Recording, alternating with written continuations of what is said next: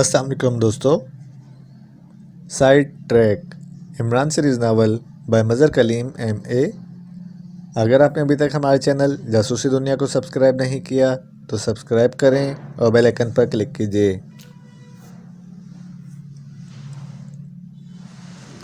Tiger Imran की call सुनकर cellphone वापस अपनी जैकेट की जेब में रख ही रहा था कि अचानक किसी ने हुक्म से इस पर छलांग लगाई और टाइगर बेसाख्ता अंदाज में चीखता हुआ उछलकर इस चट्टान से काफ़ी नीचे मौजूद एक दूसरी चट्टान पर गिरा और फिर कलाबाजियां खाकर वो इस चट्टान से भी नीचे मुस्ता ज़मीन पर गिर गया।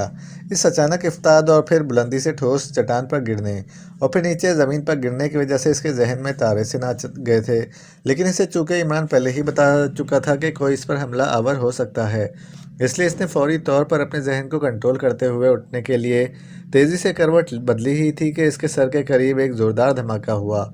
ऐसे लगा जैसे कोई बड़ी चट्टान इसके करीब पूरी कुव्वत से आ गिरी हो और फिर जब इस चट्टान के गिरने से इसके चंद रेज़ों ने इसके जिस्म पर जख्म डाले तो इससे मालूम हो गया कि ये सिर्फ एक ख्याल ही नहीं है बल्कि वाकई ऊपर से इस पर चट्टान फेंकी गई है। और अगर वो एक लम्हे पहले करवट ना बदल जाता तो इसके सर का कीमा बन चुका होता। ये ख्याल आते ही टाइगर को एहसास हुआ कि इसका दुश्मन इसे हर हालत में ख़त्म करना चाहता है। तो ज़िंदगी की बका के लिए इसके जिस्म में जैसे यकलख ताकतवर इलेक्ट्रिक करंट सा दौड़ गया और वो बिजली किसी तेज़ी से उठकर खड़ा हुआ ही था कि यकलख कोई बड़ा सा साया इस पर आ गिरा। ये धचका इस कदर अचानक और ज़ोरदार था कि टाइगर के पैर उखड़ गए और वो एक धमाके से ज़मीन पर जा गिरा। इसी लम्हे किसी ने यकलख्त इसकी नाक पर ज़ोरदार टक्कर मारी और टाइगर को एक लम्हे के 1000वें हिस्से में महसूस हुआ कि इसका जहन खौफनाक धमाकों की जद में आ गया है। लेकिन जैसे ही इस पर छाए जाने वाला साया इसकी नाक पर टक्कर मारकर उछलकर साइड पर हुआ, टाइगर का जिस्म यकलख्त उल्टी कलाबाजी खा गया और इसके साथ ही एक इंसानी चीख सुनाई दी। टाइगर उल्टी कलाबाजी खाकर सीधा हुआ तो इसने यूरोपी को दोनों घुटनों पर हाथ रखे ज़मीन पर कबूतर की तरह फड़फड़ाते हुए देखा और एक लम्हे के 1000वें हिस्से में वो सूरत हाल को समझ जाने में कामयाब हो गया। टाइगर का जिस्म लाशऊरी तौर पर सिर्फ अपनी तरबियत की बुनियाद पर यकलख्त उल्टी कलाबाजी खा गया था, जबकि इसके मुखालिफ ने उछलकर दोनों घुटने इसके सीने पर पूरी कुव्वत से मारे थे। लेकिन टाइगर के वहाँ मौजूद ना होने की वजह से इसके दोनों घुटने पूरी कुव्वत से चट्टानी ज़मीन से टकराए, जिसकी वजह से इसकी ये हालत हो रही थी। टाइगर लाशऊरी तौर पर उल्टी कलाबाजी खाकर लुढ़खड़ाता हुआ खड़ा हो गया था, लेकिन पे दर पे और मुसलसल खौफनाक हमलों की जद में रहने की वजह से इसका तवाज़ुन पूरी तरह से कायम ना हो रहा था। इसके जहन में मुसलसल धमाके से हो रहे थे। इसे महसूस हो रहा था कि इसकी नाक से खून निकलकर इसकी गर्दन तक फैल चुका है और अभी टाइगर संभल ही रहा था कि ज़मीन पर घुटने पकड़े घूमता हुआ इसका मुखालिफ यकलख्त किसी बंदर की तरह अपनी जगह से उछला और तोप से निकले हुए गोले की तरह सीधा टाइगर की तरफ आया। गोर टाइगर पूरी तरह ना संभल सका था, लेकिन बहरहाल वो किसी हद तक तो संभल चुका था, इसलिए वो यकलख्त उछलकर एक झटके से नीचे बैठ गया, जिसका नतीजा ये हुआ कि इस पर छलांग लगाने वाला इससे टकराने के बजाय इसके सर के ऊपर पहुंच गया और फिर इससे पहले कि वो इसके उकुब में जा गिरता, टाइगर एक झटके से उठा और दूसरे लम्हे वो आदमी इसके दोनों हाथों में जकड़ा हुआ घूमकर बाएं तरफ कुछ फासले पर मौजूद चट्टान से एक धमाके से टकराया और इसके साथ ही फ़ज़ा इस आदमी के हलक से निकलने वाली चीख से गूंज उठी। चट्टान से टकराकर वो आदमी नीचे गिरा और इसके साथ ही टाइगर तेज़ी से आगे बढ़ा, लेकिन इससे पहले कि टाइगर इसके करीब पहुंचता, वो आदमी ज़मीन पर गिरकर इस तरह तेज़ी से उठकर खड़ा हो गया जैसे चाबी वाला खिलौना चाबी भर जाने से अचानक हरकत में आ जाता है।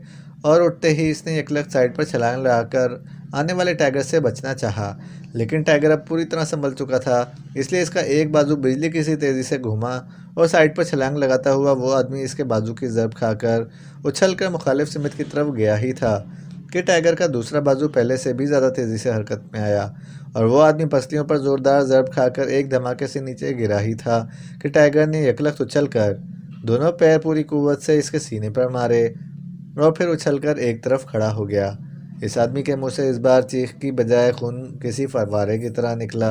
इस आदमी ने झटका खाकर उठने की कोशिश की, लेकिन ये झटका इसकी ज़िंदगी की आखिरी हरकत साबित हुई और इसका उठने के लिए सुकड़ता हुआ जिस्म यकलख्त ढीला पड़ता चला गया और इसकी आंखें ऊपर को चढ़ गई।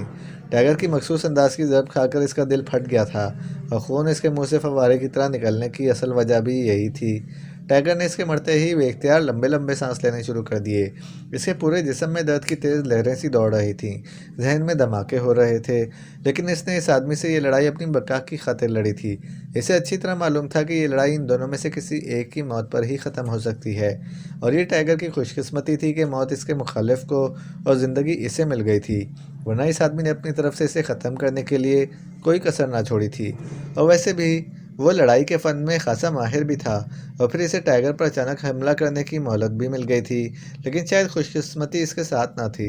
जबकि टाइगर सोच रहा था कि इस आदमी ने तमाम लड़ाई किसी हथियार के बगैर लड़ी है, जबकि इसे इस दौरान इतना वक्फा बहरहाल मिल सकता था कि वो जेब से कोई हथियार निकालकर टाइगर पर फायर खोल सकता था।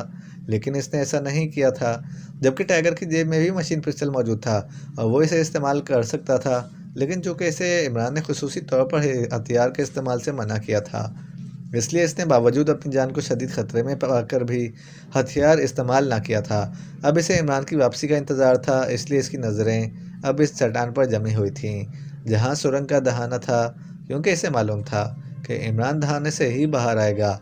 लेकिन इसका जहन मुसलसल घूम रहा था और इसे यूं महसूस हो रहा था जैसे वो किसी भी लम्हे नीचे गिर जाएगा। तुम तीनों यहीं ठहरो और अपने इर्द गिर्द का ख्याल रखना। मैं सोबर्स के पीछे जा रही हूँ। सोबर्स को अब तक इस चट्टान तक पहुँच जाना चाहिए था जहाँ वो आदमी मौजूद था, लेकिन वो न जाने क्यों अब तक नहीं पहुँचा। क्रिसिया ने अपने तीनों आदमियों से कहा और इनके इस बात में सिर हिलाने पर वो तेज़ी से पीछे हटी और काफ़ी पीछे जाकर उठकर खड़ी हुई और फिर चट्टानों को फैलाती हुई तेज़ी से इस तरफ को बढ़ने लगी जिधर सोबर्स गया था। लेकिन अभी वो कुछ ही दूर गई थी कि इसे अपने हुक्म से किसी की लंबी चीख की आवाज़ सुनाई दी। चीख मर्दाना थी। वो यकलक ठिठक कर रुकी और फिर बिजली की सी तेज़ी से पलट कर वापस इस जगह जाने लगी जिधर से वो आई थी। गो इसकी जेब में मशीन पिस्टल मौजूद था, लेकिन वो इसे इस्तेमाल ना कर सकती थी, वरना वो पाकिस्तानी एजेंट चौकन्ना हो सकते थे। अब इसके कानों में ऐसी आवाज़ें पड़ने लगी थीं जैसे कोई लंबे लंबे सांस ले रहा हो। चंद लम्हों बाद वो एक झटके से ऊंची चट्टान पर चढ़ी तो इसकी आंखें हैरत से फैलती चली गई। सामने इसका एक साथी मोड़े तोड़े अंदाज में पड़ा हुआ था, जबकि दूसरा साथी एक दो हेकल हपशी के हाथों उठा हुआ बुरी तरह से फड़फड़ा रहा था, जबकि तीसरा गायब था।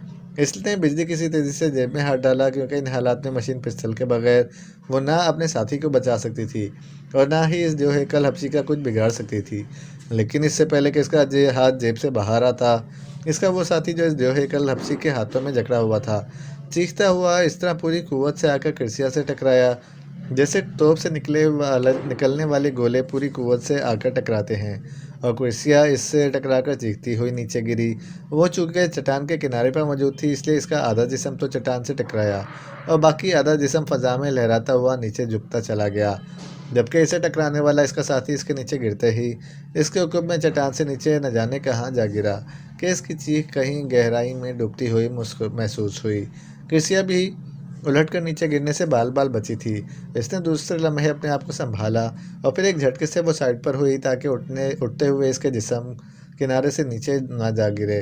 और साइड पर होते हुए इसने इस देवहेकल हपशी को तेज़ी से अपनी तरफ बढ़ते देखा। इस हपशी का अंदाज बेहद जारहाना था।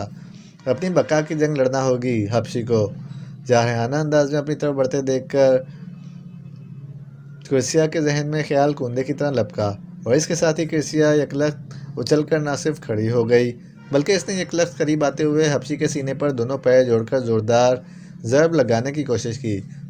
लेकिन ये हबशी इसकी तवक्का से कहीं ज़्यादा फुर्तीला था। इसका जिस्म यकलख्त बाएं तरफ और इस तरह घूम गया कि क्रिसिया का न सिर्फ वार खाली गया, बल्कि वो एक धमाके से पुश्त के बल सख्त ज़मीन से टकराई और इसके मुंह से बेख्तियार चीख निकल गई। लेकिन साथ ही इसके लाशऊरी तरबियत ने काम दिखाया। नीचे गिरते ही इसके जिस्म ने तेज़ी से करवट बदली और अचानक करवट बदल जाने की वजह से वो इस हबशी की लात की ज़रब से बच निकली, जो इसके जिस्म पर पड़ जाती तो यकीनन इसकी हड्डियां चूरा होकर रह जाती। लेकिन अचानक करवट बदल लेने की वजह से सिर्फ क्रिसिया बच गई। ना सिर्फ क्रिसिया बच गई, बल्कि इस हबशी का जिस्म भी पूरी कुव्वत से घूम गया और इससे क्रिसिया ने फ़ायदा उठाने की कोशिश की और इसकी लात तेज़ी से घूमी और एक टांग पर घूमता हुआ देवहेकल हबशी टांग पर पड़ने वाली अचानक ज़रब की वजह से घूमता हुआ एक धमाके से नीचे जा गिरा और इसके गिरते ही क्रिसिया बिजली की सी तेज़ी से उठी और इसने पास ही पड़ा हुआ एक बड़ा पत्थर दोनों हाथों से उठाया और बिजली की सी तेज़ी से मुड़कर इसने वो पत्थर उठते हुए हबशी के सीने पर पूरी कुव्वत से मार दिया। लेकिन दूसरे लम्हे वो बेख्तियार उछलकर पीछे हटी, क्योंकि खासी ताकत से सीने पर पत्थर लगने के बावजूद देव हेकल हपशी के चेहरे पर मामूली सी तकलीफ का तासुर भी ना उभरा था, बल्कि पत्थर खाकर इसके उठने में तेजी आ गई थी। और क्रिसिया समझ गई कि इस हपशी के देव जैसे जिस्म में ताकत भी देव जैसी मौजूद है, और वो माहिर लड़ाका होने के बावजूद बहरहाल इतनी ताकतवर ना हो सकती थी कि वो दो बदू फाइट में इस हपशी का खात्मा कर सके। चुनांचे इसने तेजी से जेब में हाथ डाला और पलक झपकने में मशीन पिस्टल इसके हाथ में पहुंच चुका था। लेकिन इससे पहले कि वो मशीन पिस्टल सीधा करती, हबशी जो इस दौरान ना सिर्फ उठ चुका था बल्कि एक कदम आगे भी बढ़ाया था। इसका एक बाजू बिजली की सी तेजी से घुमा और मशीन पिस्टल क्रिसिया के हाथ से निकलकर दूर जा गिरा। क्रिसिया अब वाकई गुस्से में आ गई थी और इस गुस्से में इसने किसी लड़ाका मेंढे की तरह उछलकर इस हबशी की नाक पर टक्कर मारने की कोशिश की। लेकिन दूसरे लम्हे से यूं महसूस हुआ जैसे एक बड़ी चट्टान पूरी कुव्वत से इसके चेहरे से टकराई हो। यह इस हबशी के दूसरे हाथ का जोरदार थप्पड़ था, जिसने क्रिसिया को कई फीट साइड पर उछाल दिया था।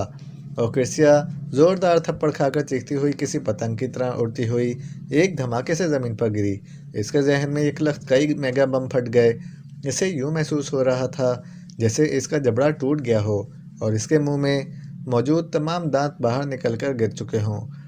इसके मुंह से खून बहने लगा था। एक लम्हे के लिए इस पर यह कैफियत तारी हुई, लेकिन दूसरे लम्हे इसने अपने आप को बचाने की लाशऊरी तौर पर आखिरी कोशिश की और इसने एक लख्त उल्टी कलाबाजी खाई। और इसका जिस्म जैसे ही उल्टी कलाबाजी खाकर सीधा हुआ, इसने अपनी तरफ से बढ़ते हुए इस हबशी के सीने पर पूरी कुव्वत से दोनों पैर जोड़कर भरपूर ज़रब लगाने की कोशिश की। लेकिन इससे पहले कि इसके जड़े हुए पैर हबशी के सीने पर लगते, हबशी का बाजू घुमा और क्रिसिया का जिस्म तेजी से घुमा और दूसरे लम्हे इसकी गर्दन जैसे किसी शिकंजे में फंस गई हो और इसके साथ ही इसका जिस्म फिजा में उठता चला गया।